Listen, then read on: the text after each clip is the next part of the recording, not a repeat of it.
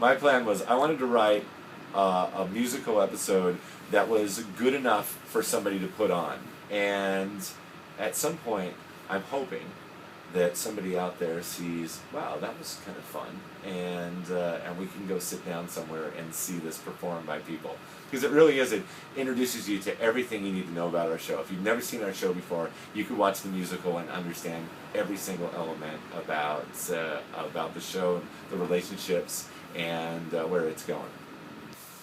There are so many highlights. I think in terms of, I mean, I'm always the biggest fan of scripts that I write, but I think I think this is the funniest script I've ever written if you take out the songs.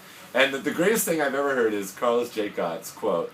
He said that the reason the musical works so well is because Psych in itself is a musical without the songs.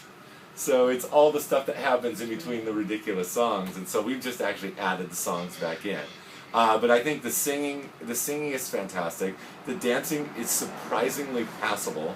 The funny bits are funny, and there is a fight sequence that, if it doesn't suck once we cut it together, is going to be one of the coolest things we've ever done. And the other thing that's in this episode is two of the greatest sets we've ever built. Perhaps two of the greatest sets ever built for a USA network. Perhaps all of cable television. Two of the greatest sets that anybody's ever had, and very expensive. I cannot have more fun than shooting a 2-hour musical.